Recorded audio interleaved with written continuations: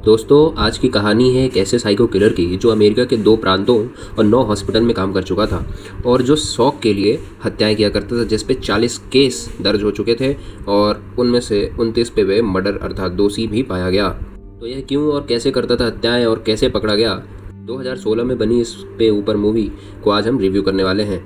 तो हमारी कहानी के स्टार्ट हॉस्पिटल के एक वार्ड से होती है जहाँ पे एक मरीज दम तोड़ रहा होता है। वहीं कहानी के दूसरे सीन में हम देखते हैं हमारी कहानी की अदाकारा को, जिसने एनी नाम के नर्स का रोल निभाया है।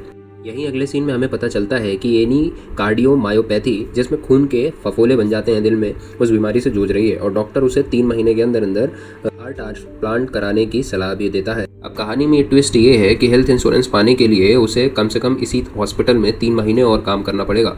अब इसी हॉस्पिटल में उसकी मुलाकात चार्ल्स कॉलिन से होती है, जिसे नर्स के काम का लगभग 16-17 सालों का एक्सपीरियंस है और वह 9 हॉस्पिटल भी चेंज कर चुका है।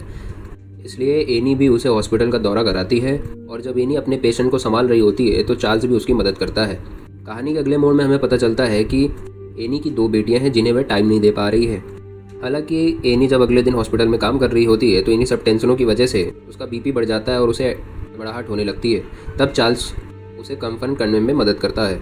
कुछ दिन बाद हमें यह भी पता चलता है कि वो मरीज जिसे एनी ऑब्जर्व कर रही होती है, सब ठीक होने के बाद भी उसकी डेथ हो जाती है, जिस पर हॉस्पिटल मैनेजमेंट की तरफ से एक जांच बैठाई जाती है और कानूनी कार्रवाई के रूप में लगभग 7 वीक बाद 2 ऑफिसर्स को भी बुलाया जाता है और उन्हें सारी डिटेल दी जाती है। यहाँ पे ऑफिसर्स को कुछ शक होता है कि हॉस्पिटल ने उन्हें 7 वीक बाद क्यों बुलाया, और ऑफिसर्स जब बॉडी मांगते हैं मरीज की तो हॉस्पिटल वाले उन्हें मना कर देते हैं, कहते हैं उसका तो बरियल हो चुका है क्योंकि काफ़ी टाइम हो चुका था। अब कहानी आगे बढ़ती है जहाँ हम देखते हैं कि हॉस्पिटल की हायर अथॉरिटी ने सभी की मीटिंग बुलाई है और उसमें कहा कि ऑफिसर्स को हमारी गैर मौजूदगी में कुछ भी ना बताएं और यहाँ के काम करने वालों की पर्सनल डिटेल भी डिस्क्लोज ना करें, वरना उन पर कार्रवाई की जाएगी। इस प्रकार से हम देखते हैं कि हॉस्पिटल पुलिस ऑफिसर्स का साथ नहीं दे रहा होता है। जब ऑफिसर्स अपनी इंटेरोगेशन के दौरान एनी से मिलते हैं तो वो पाते हैं कि उनसे सारी रिपोर्टें छुपाई गई हैं और एनी उन्हें बताती है कि उनके मरीज, वही बूढ़ी औरत जिसकी कुछ समय पहले डेथ हुई है, उसकी हेल्थ में सुधार हो रहा था।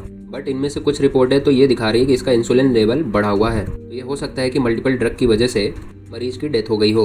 अब यहाँ ऑफिसर्स का दिमाग दौड़ जाता है और वो सभी नर्स और हॉस्पिटल के सभी कर्मचारियों की डिटेल निकालना शुरू कर देते हैं, जिनमें उनका शक चार्ल्स कॉलिन पे जाता है। खैर, हमें दूसरे सीन में दिखाई देता है चार्ल्स कॉलिन और एनी के बीच अच्छी दोस्ती हो गई है। चार्ल्स उसके घर भी आया जाया करता था और उसकी बच्चियों के साथ भी खेला करता था।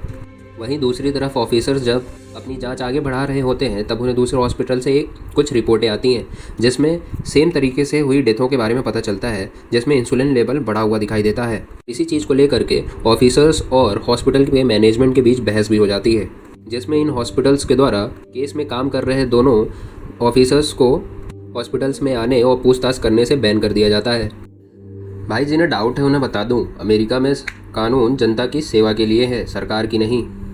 कहानी आगे बढ़ती है और एक और मरीज मारी जाती है और ये मरीज तो जवान भी थी, जिसकी एक छोटी बच्ची भी थी, और ऐसी हुई अचानक डेथ से एना बहुत परेशान हो जाती है। अब अगले दिन वही 2 पुलिस ऑफिसर एना के घर पहुंच जाते हैं, जो कि चार्ल्स कॉलिन के बारे में पता करने आए थे, पर उन्हें भी यहाँ पता चलता है कि कल ही एक और मरीज की हत्या हो गई है। तब ऑफिसर्स एना को चार्ल्स कॉलिन के बारे में बताते हैं, इसलिए 9 हॉस्पिटल से भगाए जाने की भी बात करते हैं। अब कहीं ना कहीं एना को भी कुछ शक होता है और इसके कंफर्मेशन के लिए वे पिछले हॉस्पिटल्स जहां उसकी एक दोस्त भी काम करती थी उससे बात करती है। उसकी दोस्त बताती है कि उसके हॉस्पिटल में हो रही डेथ के कारण भी इंसुलिन का बढ़ा हुआ कारण था। एना का शक कुछ हद तक बढ़ जाता है, जिसकी कंफर्मेशन के लिए हॉस्पिटल के स्टोर रूम में रखी ड्रिप्स को चेक करती है, जहां उसे उसमें कुछ न कुछ मिले हुए होने का अंदेशा लगता है। एना डिसाइड करती है कि वह ऑफिसर्स के साथ मिलकर चार्ल्स को पकड़वाने में काम करेगी। अब ऑफिसर्स उसे बताते हैं कि हम हॉस्पिटल में एंटर तो नहीं कर सकते, बट हमें पोस्टमार्टम के लिए कुछ दिन पहले हुई मौत वाली बॉडी चाहिए होगी। तब एना उस जवान लड़की के पति से मिलकर इस बात के लिए उसे राजी कर लेती है। तब पोस्टमार्टम में ब्लड शुगर में आई दिक्कत और इंसुलिन के बढ़ा हुआ होने के पीछे एक डिगॉक्सिन नामक ड्रग के बारे में पता चलता है। वहीं दूसरी तरफ एना भी कंप्यूटर के सर्वर से डिगॉक्सिन नामक ड्रग का कितना यूज़ हुआ है उसकी रिपोर्ट भी निकाल लाती है। तब इनका शक यकीन में बदल जाता है, पर कॉलिन ने ही ये ड्रग निकाले हैं इस बात का सबूत नहीं निकल पाता।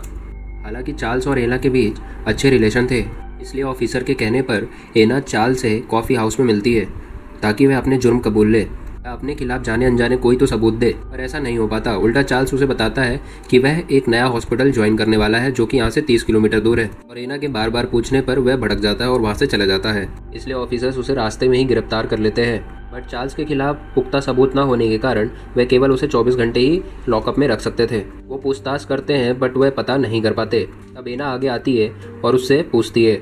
एना जानती थी कि चार्ल्स कहीं ना कहीं एक मानसिक रोगी है, इसलिए वह उससे उसी तरीके से बात करती है। जाके चार्ल्स अपने जुर्म कबूल करता है, जिसके बाद हमें पता चलता है कि चार्ल्स ने टोटल 29 जुर्म कबूले, जबकि 40 मौतें इसके ऊपर संदेहास्पद थीं। और आखिर में एना का भी सक्सेसफुल ऑपरेशन हो जाता है। दोस्तों, वैसे तो ये कहानी रियल इंसिडेंट पर बेस्ड होने के कारण बहुत मसालेदार तो नहीं थी।